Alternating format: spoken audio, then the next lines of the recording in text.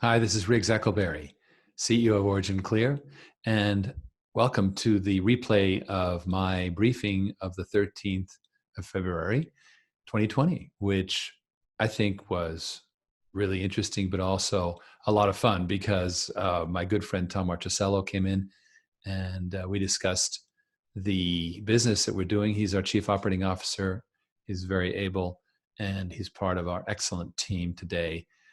We got into the specifics of what is going on in the water industry now that businesses are having to shoulder the treatment of water more and more. And we got into specific examples. I think you'll enjoy it tremendously.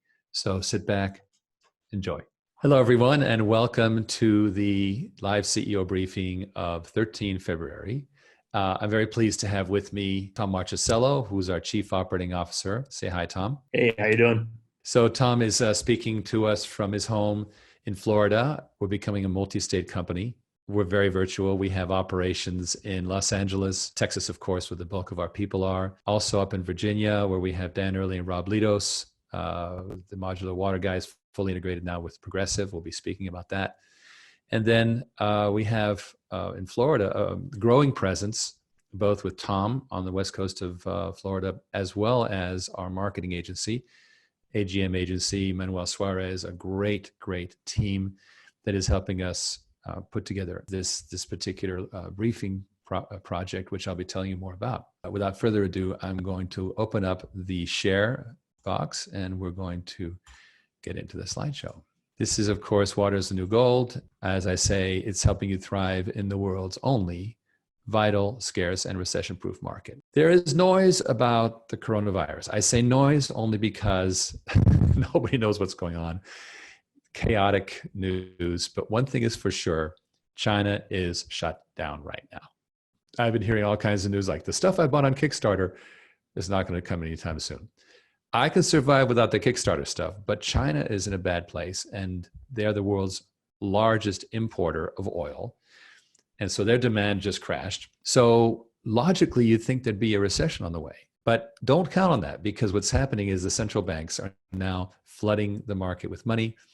Interest rates are going to go, we think, to inverted rates in the United States for the first time, meaning that you'll have to pay to get your treasury bonds, which could be interesting. Stock markets love that. So right now, the stock market's fine. But let's just say that in any market, there's always the danger of a recession. You want to be with something stable. And people classically love gold. Sometimes they love Bitcoin, although who knows. But they haven't really been thinking about water as an investment. Why?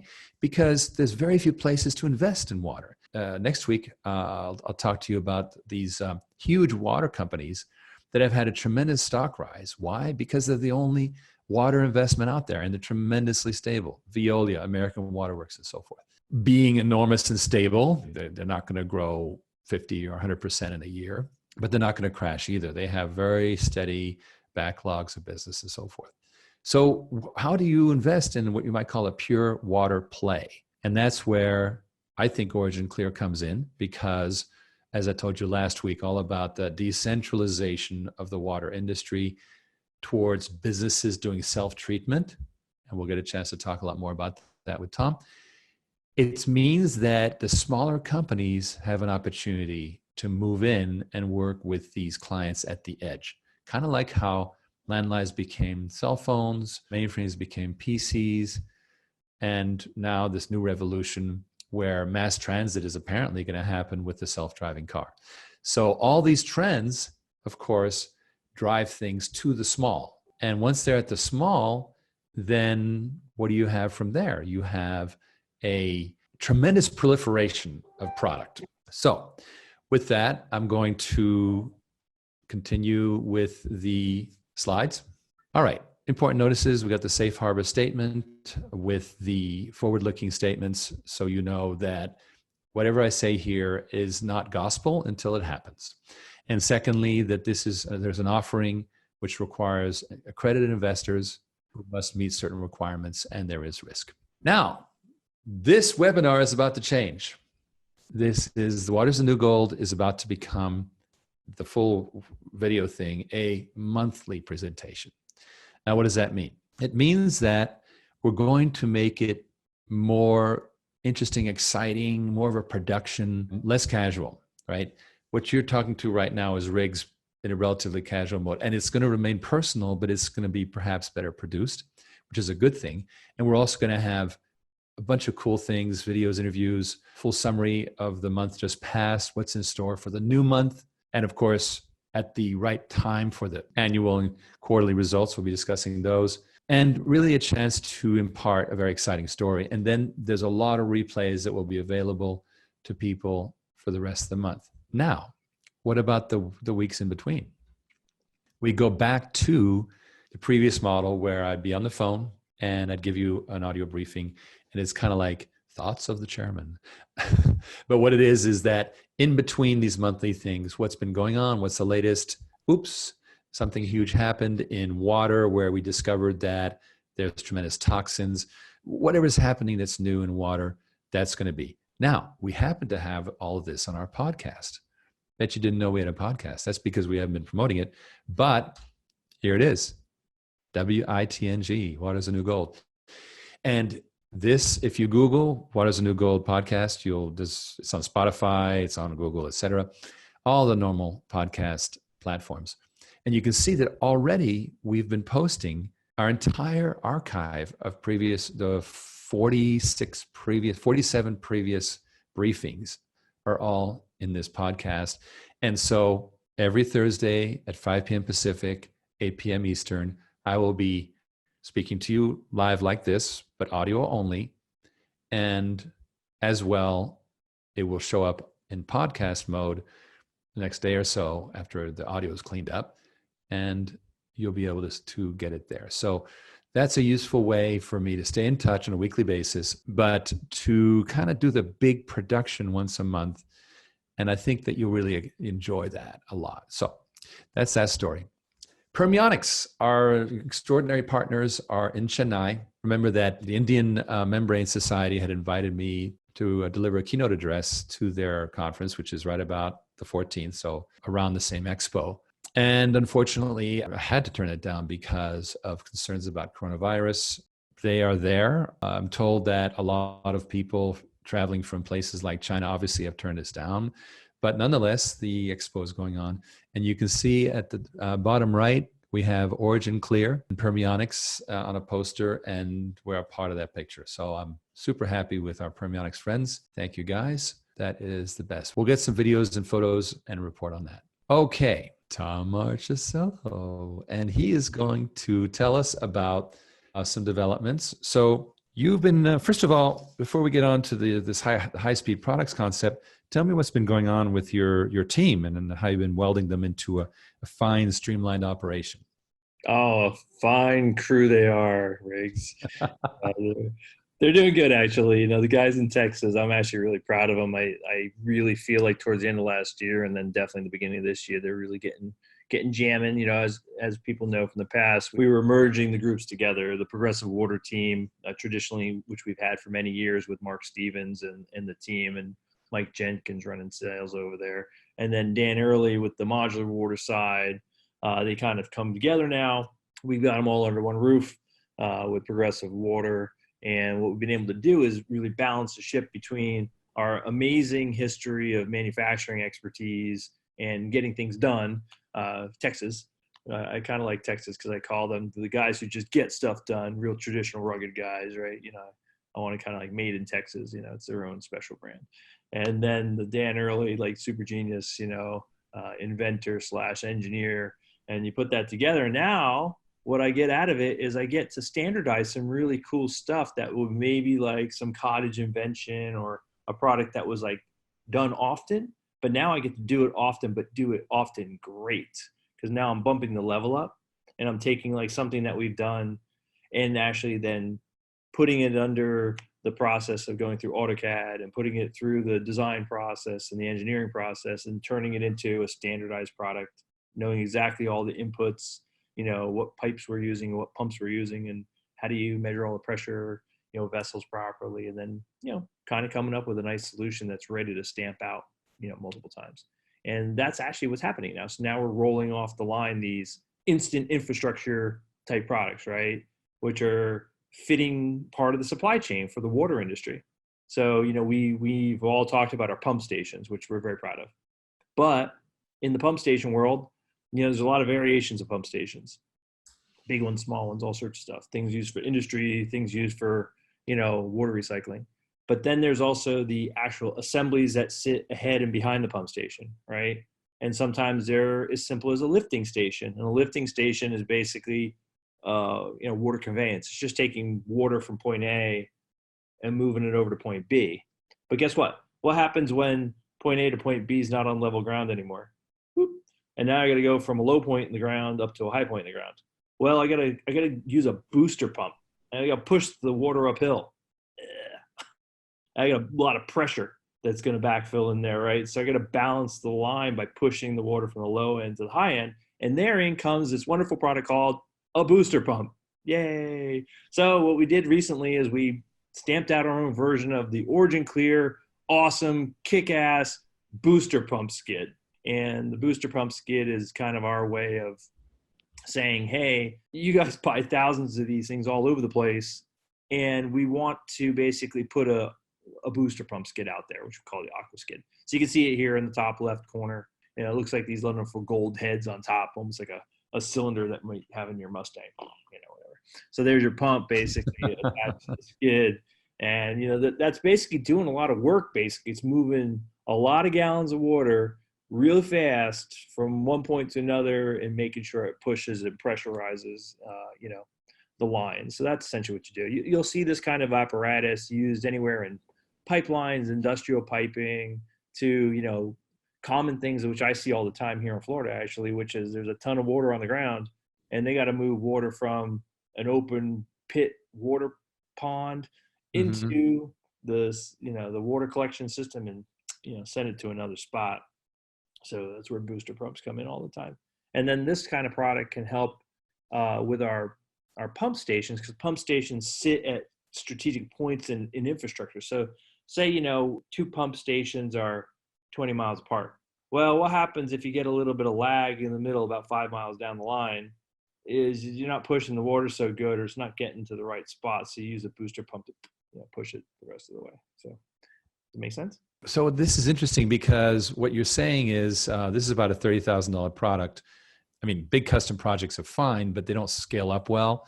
Right. So what is your product strategy here overall that this is one token of? Yeah, so this is coming actually from 2 points. One is because we want to have a lower price product that can sell more frequently and is a more common bread and butter thing. So a booster pump is, water pumps are used all over the place. Everybody's got to use them. It's something that they also have to replace often. So you'll get these in a lot of replacement, recycle, projects, and they're easy to order, and you got to get them done fast, because if one goes down, you got to get a replacement, right? So there's a lot of that kind of request all the time. And we're basically putting our hand up right now on a project where somebody came to us even more recently and said, we need like 2,000 of these things. And I'm like, heck yeah, 2,000 of these things. That sounds great. Well, I might make a few hundred, but yeah, I want the opportunity to make a couple thousand. So we're basically trying to put ourselves at the right point to basically get an easy sale. We are talking about putting in a carpet, a base load of these inexpensive. Tom was talking about 2,000. Lots of these, turning fast. They don't take 6 or 8 months from sale to delivery.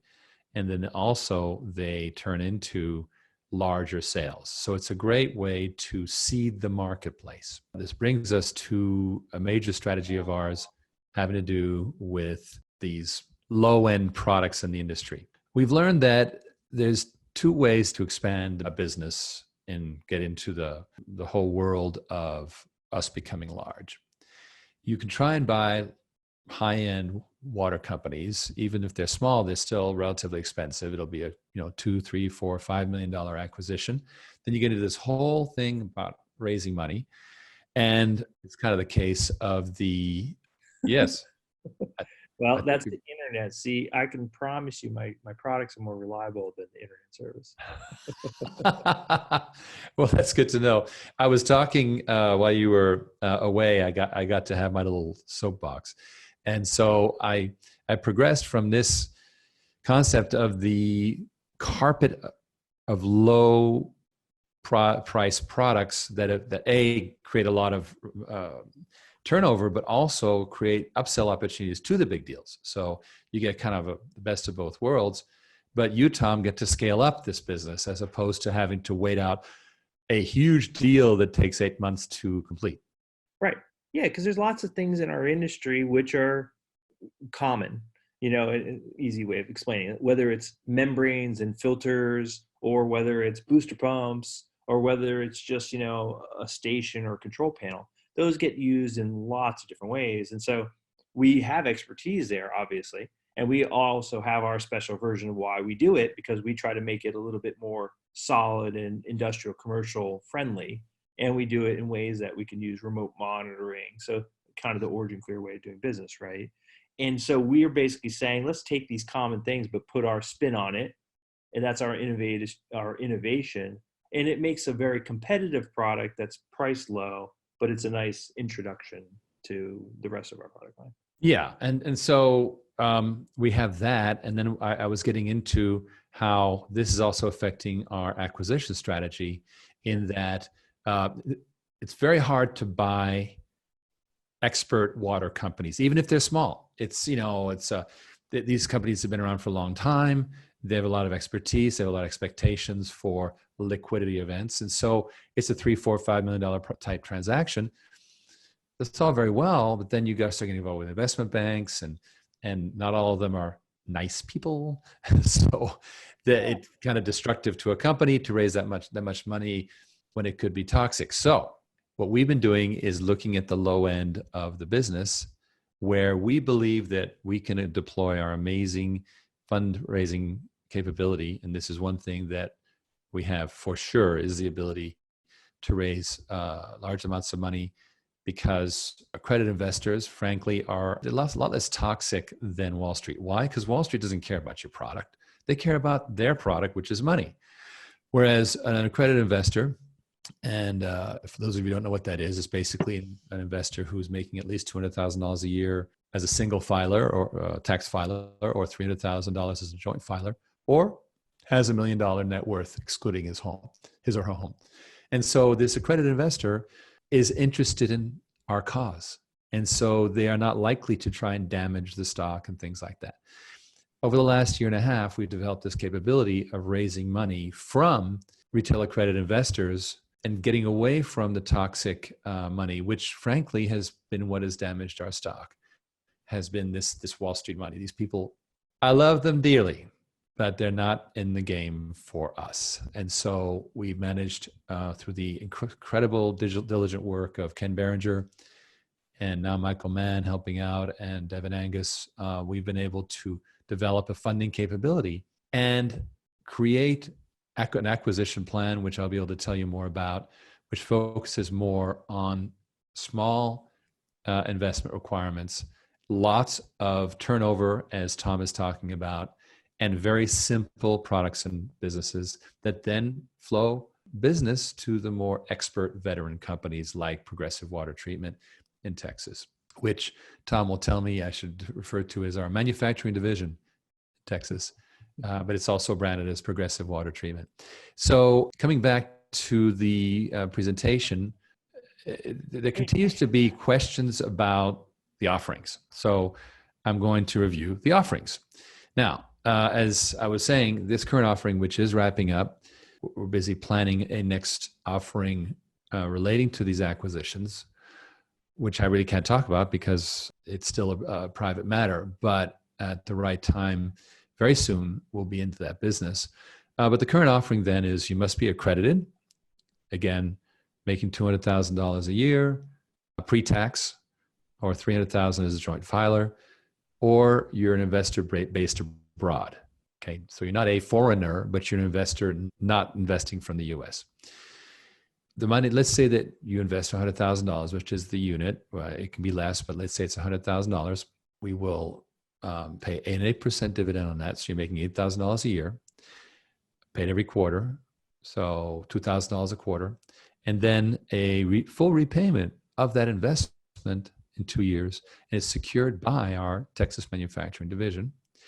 And then a grant for 50% of the investment of stock. So this is cool because now you get $50,000 worth of stock that you didn't have to pay for. And right now, that's smart because the world is really about protected investments, about security, about how can I have, something to back me. This is not the wild 80s and 90s.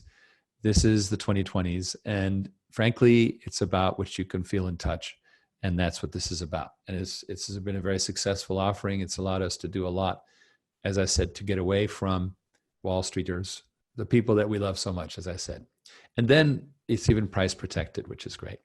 Now, contrast that with the Regulation A offering that we filed. This does not require accredited investors. It can be unaccredited. And so you have, let's say you make $20,000 or $40,000 a year. You can invest up to $4,000 in OriginClear. And these things are preferred shares at $25. And people say, well, what the heck is a $25 share? You're trading at 10 cents. What's up with that? That's because these are not stock in the company. They are a special class, almost like a coupon, right? And so you invest, let's say $500. The average typically is around $2,000 per investor. That's what the industry says. So let's say it's $2,000 investment. You'll receive $200 every year, paid every month. So 1/12 of that are paid every month. And that will go on forever. Now, we don't want it to go on forever. After about the 7th or 8th year, we've now paid you more than you invested. And so this is something that we would plan to redeem. People who are making a small investment like that are investing in something stable, the water industry, and they're doing it with relatively little risk. And we redeem it at our option, but again, we have a motivation to redeem it because we're paying 10%. Now, 10% is going to be a lot. Remember that interest rates are going to negative at the federal level, probably. Certainly Japan has already. China is fully negative, as is most of the European ones as well. And so finally, 10% is really, really good. And it's secured by our good faith as a company. And so it makes it kind of like a bond. This is not approved by the SEC. I'm only stating what is in the public filing. If you go to a database called Edgar, just Google Edgar, SEC, and you'll come to our database, look up OriginClear, and you'll see a full description of this offering in what's called a Form 1A. So I'm not pitching this to you. I'm simply informing you of what we've already filed. How long will it take? A sister company of ours took 52 days. It could take longer, perhaps 60. It's hard to say, but it's not the same as a full initial public offering, which is called an S1. So that's going to be very good because why? Accredited investors are a small percentage of investors in America. And frankly, they get the pick of all the best deals. And I don't think that's very fair. And so this Regulation A offering allows unaccredited investors to make a relatively safe investment in a water company, an inherently stable space, and a water company that they think is going to do really well. And of course, they're contributing to our projects to acquire companies, to retire debt, to expand our sales and technical staff, et cetera. So that's going to be in the second quarter. I'm pretty sure we'll see it in the second quarter. And at that point, you'll have the option to go with Regulation A or that future offering that I can't yet tell about for accredited investors only, which I think will relate to acquiring companies. So that's the story about that. I hope that I've fleshed that out a bit more. With that, I'm going to tell you about the contact people that are there to talk to you about this stuff. Ken Berenger is the most brilliant money man that I know. He really understands how an investor thinks. He's on the side of the investor. It's a win-win because he makes sure that things work out for both the investor and for us. He's the author of these highly, relatively well-protected offerings on the accredited investor side. Michael Mann has been our VP sales on the product side, has done wonderful things. In fact, I'll have Tom chime in on that in a bit. And finally, Devin Angus, the longtime CEO's assistant, who is really, really knowledgeable about what it takes to be a shareholder. You can always email us at invest@originclear.com, And next week, it will not be a webinar. It will be an audio podcast. And we will be sharing with you how it's done. I believe it'll still be happening in Zoom, but not in a video mode. Bring us back to Tom. So, Tom, I wanted you to tell me a little bit about Michael Mann and what happened when he came on board towards the end of 2019. Yeah, I love Mike, man. He's fun. As a matter of fact, he undersold Ken a little bit. I got to say, Ken is probably the most fun guy you can have I've ever met. Like he's hilarious. I love that guy. He's incredible. So if you get a chance to talk to him, you definitely want to talk to Ken. And Devin's always helpful. So Devin's got a great personality as well. So, but Mike, man, wow, what an acquisition in my opinion. Like, all of a sudden we're doing great. We got these guys who are stable that we've been with a while. And here's Mike Mann, who's obviously, known Ken for some time and had his great background. And he joins our team. And we're like, we get this high caliber guy, Mike Mann, to join us. How awesome. Well, Mike Mann has an incredible sales background. He has an amazing M&A background. He was a CEO and founder of a couple companies. And he has wonderful sales acumen. And so sales acumen being always important, we want guys who can sell. So Mike jumps in immediately and helps me figure out how to sell more pump stations right off the bat. And so we're smiling and dialing, we're sending emails out, and we're getting people, through the whole industry to find out that we've got these kick-ass pump stations, and Mike's on the phone and he's emailing people, letting folks know. And all of a sudden we get hit with like a couple hundred inbounds of, whoa, pump station, that thing is so cool. I want one. How much does it cost? What's going on? And Mike, was the guy who just jumped in there right from the get-go and helped me do that. He figured out what we needed to do and got out there and helped us get those campaigns going. And, we went from pump stations and into summer waste treat.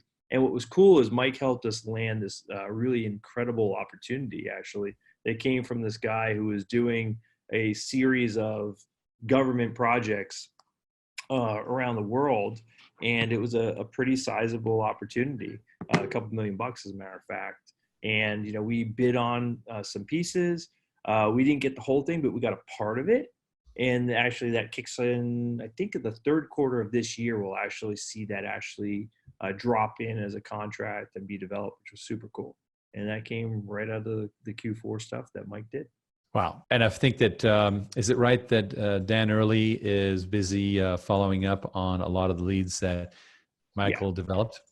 Yeah, he is. So Dan and I have been kind of jogging through. A couple of them have been coming through as opportunities. I think 2 of them were pump stations that we won what's called basis of design, where we're the picked choice. And then that lines up with the consulting engineers who put the whole package together, where then our product gets stuck in there. Another one that came back was an opportunity where an engineering and consulting group really liked us.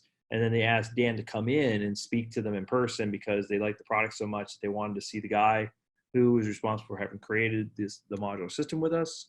And so that we had to follow up with them. And then we also brought in another sales rep, as a matter of fact, who I'm going to go visit in person because he's up the road in Florida. Has a lot of municipal and city-based project for pump stations as well. That's amazing because now, of course, Michael, who happens to be a former public company CEO, so I actually have somebody who could step in and if you guys decide that I'm no good, well, then he'll just start doing it for us. But what he is showing us is that he's super strong in the mergers and acquisitions area. So currently what he's doing is really working on, the whole coming acquisitions program, and he's brilliant. I mean, I love what he's doing, and he's working incredibly well with our own Bill Charneski, which is cool. Yeah, those guys are on an exciting project right now, and I know that's going to be a really great future. So I'm very excited about that. Good. Well, while you were talking, I was being very rude. I was looking away because I was pulling from our forecast some of these sample projects. Of course, I eliminated all of the money and likelihood and so forth because I'm not trying to represent that these are deals that we have, but more projects that are samples. Oh, Keith Roten has made a great chat, which I'm going to, best presentation ever. Thank you, sir. Simple to understand. When does the quarter end? The quarter ends March 31st. So January, February, March. So we're literally halfway through the quarter. What I'm going to do is I'm going to reshare the screen, and I'm going to bring up this page where I pulled up what is on Dan Early's his board, and I'm not going to discuss, how likely is it to happen, percentages, et cetera, but more, just give me a flavor, Tom, of what these are. It gives us sort of like what is going past Dan's desk and what is he busy bidding on? Well, it's fairly balanced. I'd say the majority of this, you're looking at pump stations, obviously different sizes from the 48 inches to the 96 inches. And so those are mostly our bread and butter modular pump stations. And then you're also seeing with WWTPs or our wastewater treatment prepackaged programs. So they generally range at about 7,000 gallon up to about 20,000 gallon per day kind of system. So this one here, a 10,000 gallon waste treat with a reverse osmosis. Now that is a pretty porcine. So that's actually pig. Yeah, porcine, yeah, that's pig, right? That is. So what you're seeing there is actually one where they're going to do the waste treat on the animal waste, right? And then they're going to do the reverse osmosis to basically clean the water itself and do a recycling. So basically you can use it for irrigation or whatever you're going to do there. That whole package there, it's pretty healthy. You're dealing with a couple $100,000 on something like that. So nice. It's a pretty solid one. The thing down below where you're looking at a 72-inch pump station package, that's like our home run shot of exactly what we're trying to sell right now, right? That's what we've been trying to promote because it's a very standard size pump station package that you'll see used all the time by either commercial or industrial clients and or by small city or municipal locations. Pretty common. You're going to range on price anywhere from $75K up to $180K, depending on what features they have in there and what the application is. So it's a pretty common product in there as well.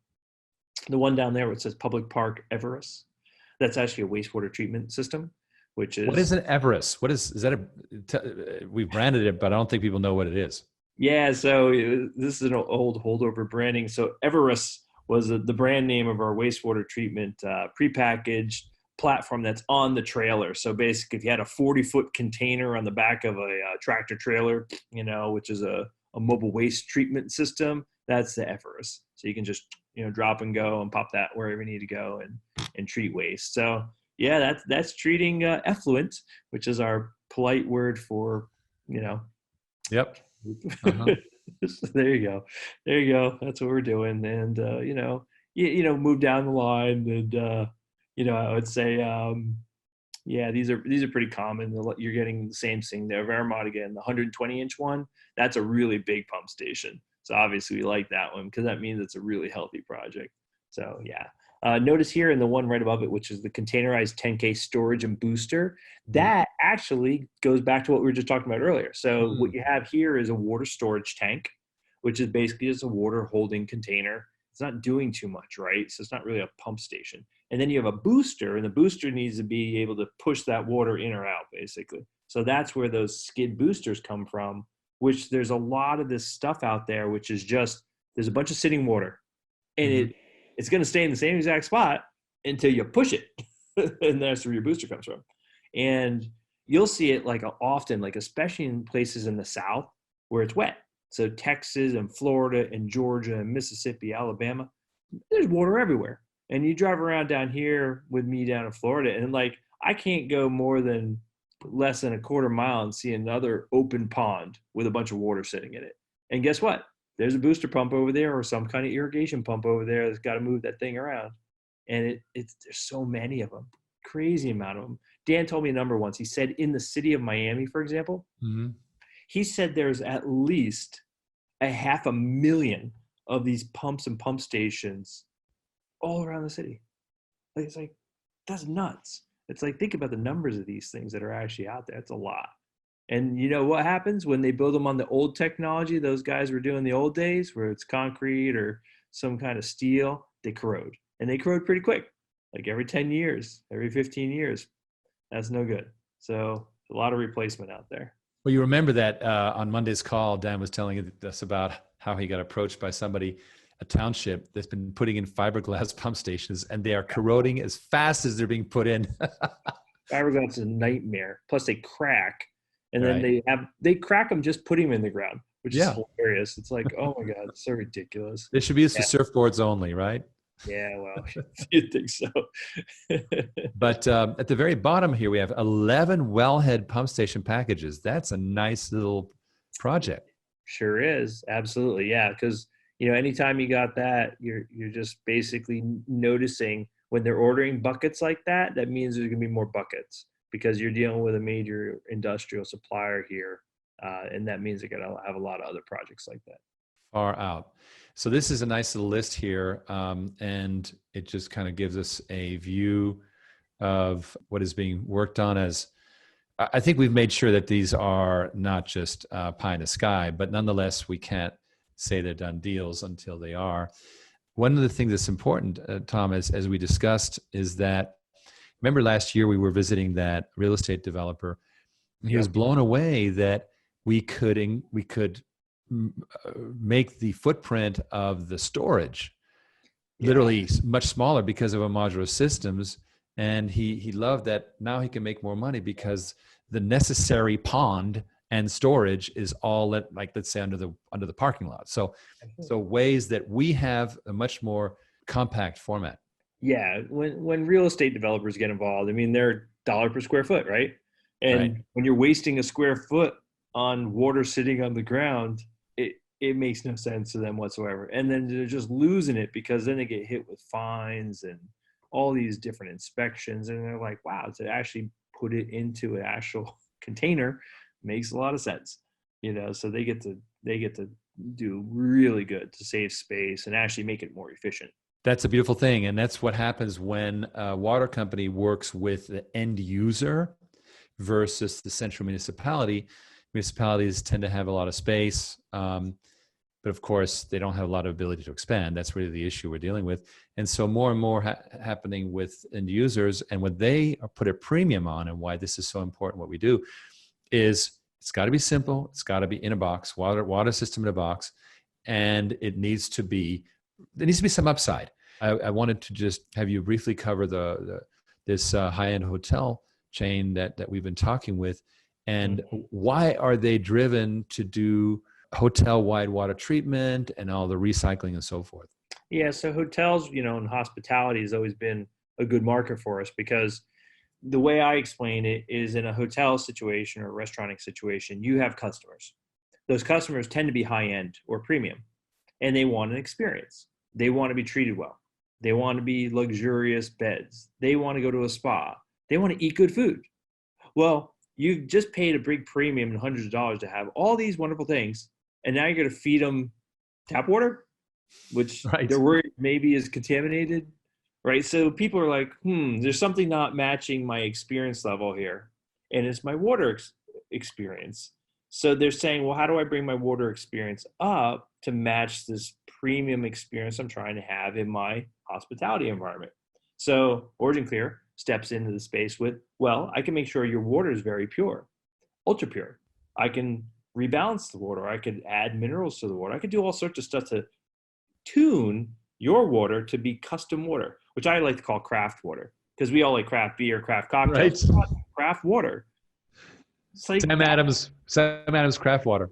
I am the Sam Adams Award. Thank you very much. Yes, absolutely where I'm at. So yeah, that's kind of the concept, right? So that's what we offered. And of course you were there with me and they said, wow, thank you. You get us. And I said, we do get you. We totally understand what you're trying to do. And so obviously our systems are tunable, which was great, but they're also affordable because when you're dealing with an existing hotel, which you're doing a retrofit then for a room that only has so much space to stick one of these water treatment systems. Well, good thing is we have nice modular water systems that'll fit inside an 8x16 foot room that you access through the garage, right?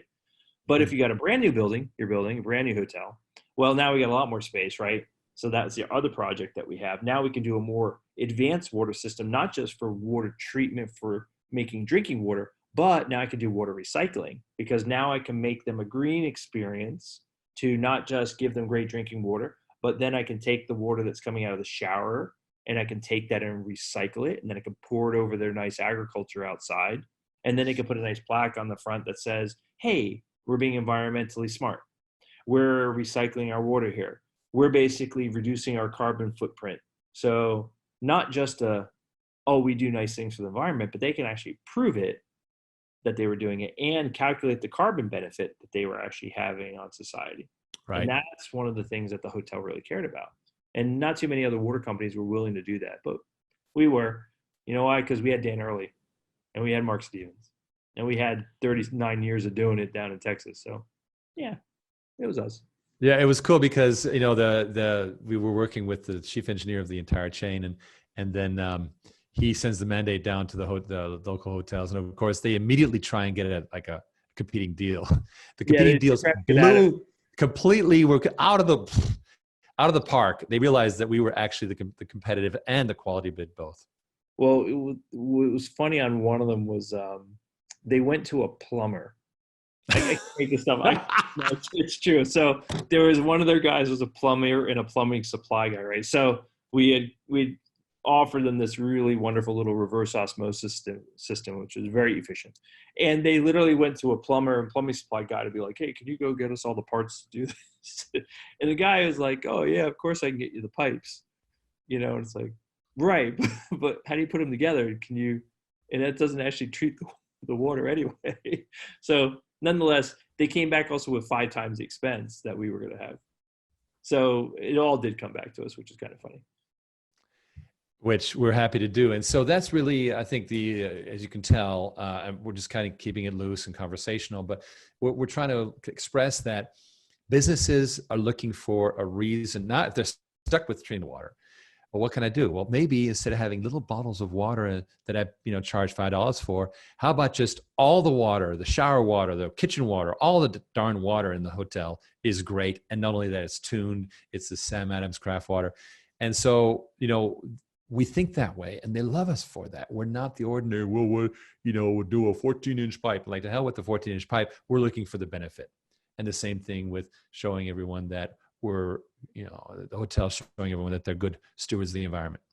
Well, it does that, what you said the other day. Remember you talked about PFAS and all the issues coming from the chemicals related. The stuff that's on the Teflon pans, right? Right. Well, there's also the same related issue with water bottles. So water bottles with their plastics being one of the contaminant issues is, we can't say too much, but there's theories that it may be linked to cancer. And, yeah, so the point we need to watch out for that, of course. And here's the other thing. We were my birthday was on Saturday, and I was at a birthday party at this place, and beautiful bottle, tap water. And I thought it was good water. I pour it, and it was tap water. It smelled of chlorine. I'm like, that was dumb. They gave me a beautiful bottle, but they filled from the tap. I'm like, oh my God, please. It's terrifying. Well, and then I gave you that other article on my old hometown of San Diego, who had wonderful lawsuits all over the place for all the arsenic that was in the drinking water in the city, which was one of my personal pet peeves, which will be an entirely different show in the future, where arsenic does really cause cancer really fast, and it's really, really toxic. And my gosh, they were totally caught like red-handed, and it had everything to do with just a lot of mismanagement. But there was a point at which, if you remember, a bunch of cities went bankrupt in California, and their whole like actual government failed. So San Diego went bankrupt as a city, which is super bizarre, right? And so what they did is their budget was crushing. They started really cutting back on all their budgetary requirements, including police and teachers and all the normal stuff. Well, also water. Guess what? You can only cut it back maybe so far, but these guys went the wrong way on this one. And the result is you poison thousands of people. Well, that was what happened in Flint, Michigan, of course, when they went into bankruptcy, and they saved $500 a day on the anti-corrosion additive. And they created a multi-billion-dollar health disaster, which has affected tens of thousands of poor individuals, and that lead is terrible. So, which means, of course, what's happening is that a municipality will say, "Well, we can't handle this arsenic requirement. We're just going to delegate it." And we're just going to make the arsenic producers do their own treatment, which of course now literally hands the business over to the business, which will do its very, very best. And what's going to come out of that, of course, is water independence. Because now that industry or that apartment building or hotel, they're now free to maximize their benefit from water treatment, which they never could before when they were beholden to a very indifferent municipality. And so I think this is a very, very good trend that we're taking advantage of here. And I see Bob Roos saying happy, a little belated birthday. Thank you, Bob. And this has been the best and most informative briefing ever. Well, part of it is because Tom knows a heck of a lot about what the heck's going on. And we're going to do more of this because it really does inform these briefings to have the cool people in the company. I want to have Ken Berenger. We had Dan Early last week. I'd love to have Mark Stevens on board, Mike Jenkins. These guys are amazing. And you'll get a flavor of the depth of the company and the strength we have here. So with that, I'm going to wrap this thing up. It's been wonderful. Tom, thank you for being on board. And I know it's late for you on the East Coast and for everyone on the East Coast, but it's a lot of fun to do. Ken Berenger wanted to, I'll answer this live. He wanted to, in the Q&A here, to say the point is there are tens of thousands of opportunities literally waiting out there that are only now becoming aware we can do this. And so what's happening, and this is what's amazing, I know you've noticed this, Tom, is that we'll do a press release and a couple weeks later we start getting leads and we're not paying for those leads. OriginClear, used to be Origin Oil, has this amazing page reputation so that Google promotes everything we do to the page one. And we just say we do something like the Blackwater reflush that we talked about with that Pennsylvania car dealership. And now you're getting leads for Blackwater reflush. Absolutely. Yeah, we get the leads and they're pretty amazing actually. And they're really informed leads too. The people are actually contacting us saying, I watched your webinar. I read your article. That was really interesting. I want to learn more about it. I work in this industry. And they're pretty smart folks when we call them back. So it's cool actually. It's really a cool process to watch the full life cycle of the marketing and the PR come back in the form of business. It's really neat. This is a great time to be dealing with these businesses that are saddled with the problem and giving them their water system in a box. Thanks again, Tom, for jumping in. Thanks all for being part of this. You will get more information about how to join me by audio next Thursday. Pretty more the style of what it used to be before, more casual, but more intimate, but also sharing some of the interesting updates in between these. And the next full webinar will be the 5th of March, Thursday, the 5th of March. And we will make it top notch, even better than we're doing it. It's been almost a full hour, but it's been really fascinating being with you guys. So thank you so much. And catch you soon. Wow, wasn't that a fun briefing? I hope you enjoyed it as much as I did. What I'd like you to do right now is click on that survey button below and tell me what you thought. I study these results carefully to improve these briefings, so please do that. Now, every Thursday, beginning with the 5th of March, we have one of these video briefings, and then every Thursday, starting with the 20th of February, we have audio-only briefings, which convert also to a podcast, Water is the New Gold. I'd like you to join any one of these you can because it's such fun talking about business in the second decade of the 21st century of water.